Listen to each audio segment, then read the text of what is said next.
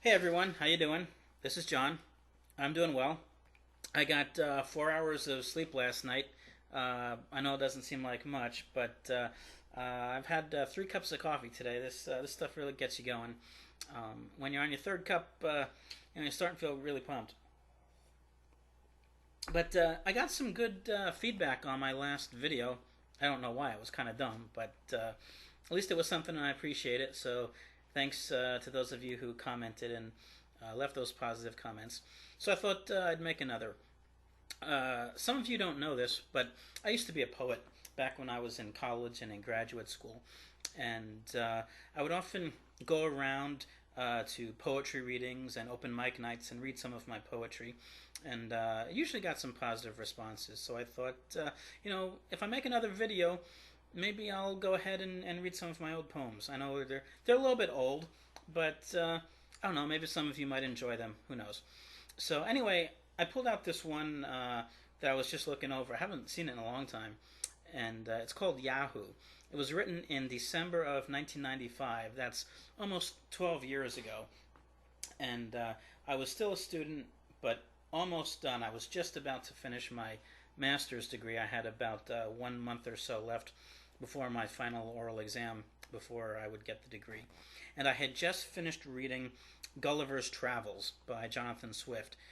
For those of you who don't know that or are familiar with it, that's a 17th century fantasy, sort of the Harry Potter or Lord of the Rings of its day, except a lot more political and symbolic. And so I was heavily influenced by that work, and I wrote this poem.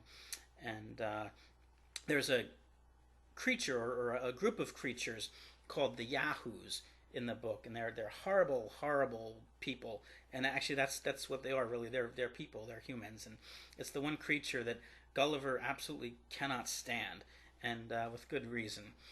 So I wrote about that. But at the same time, for those of you who may remember 1995, long time ago, that was when this was before Google, and Yahoo was the best index to the web, the best search engine.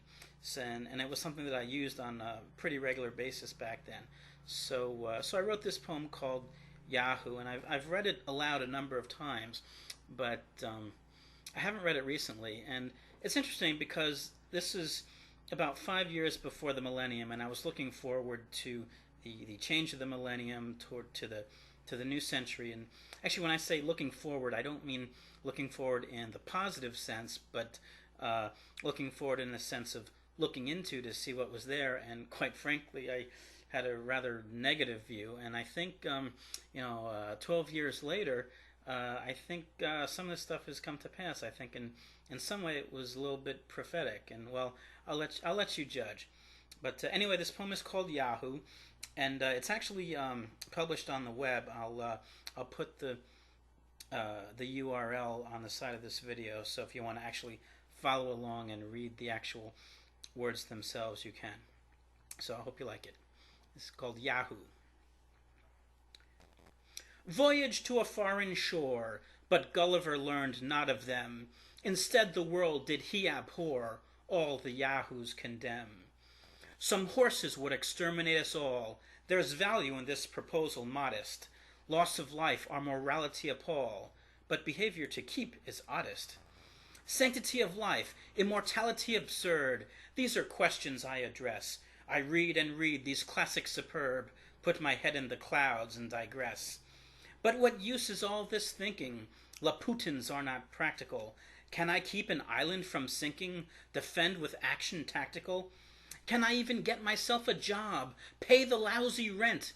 Who will hire a poetical snob or 18th century gent? Be a cashier at the convenience store, fry the burgers in grease. Is this what I've been educated for, to bring the world to peace? Hey, mister, buy this junk so my employer can get rich. Tonight I'll get sick and drunk, settle into my niche. Or I could do it on my own, start a business so worthy. All I need is a little loan, show them I am nervy. But if the customer is always right, soon I'll go bankrupt, and the only way to avoid that fright is to become corrupt. Catch 22, familiar refrain, damned either way. like a standard political campaign, can't win if fair you play. So, out of necessary political condition, office seekers have to be crass. In order to maintain their elected position, these yahoos must kiss ass. Cheating and lying perfected to art, politics, power, and money. Actions show they have no heart. Justice, integrity are funny. Maintain dominance, send in the troops, serve the cumbersome institution. Don't worry, the people are dupes. Intelligence is Lilliputian. In the movies, principles come first, and everyone says, how nice. Our leaders for the public good thirst. Re-elect is Hollywood's advice. But that's more of a fairyland than the horses who don't exist. Yet yahoos are real, you understand. In decadence we persist. The more time goes by, the more we smell. The future gets worse and worse. In the 21st century we'll be unable to tell the sacred from the perverse.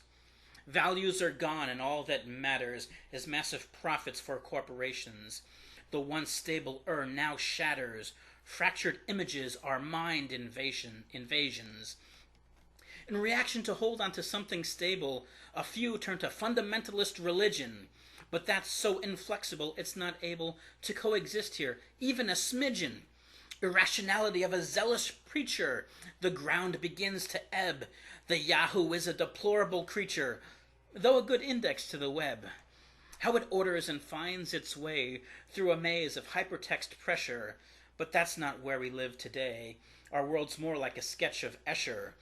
His illusions are distorted and tangled, turn upside down and confuse. The values I was born with are so mangled, I don't even know what I lose. All I can do is take my final exam, for a moment find sense in the past, graduate now, 'cause God knows I am unprepared for the future at last. Yahoo!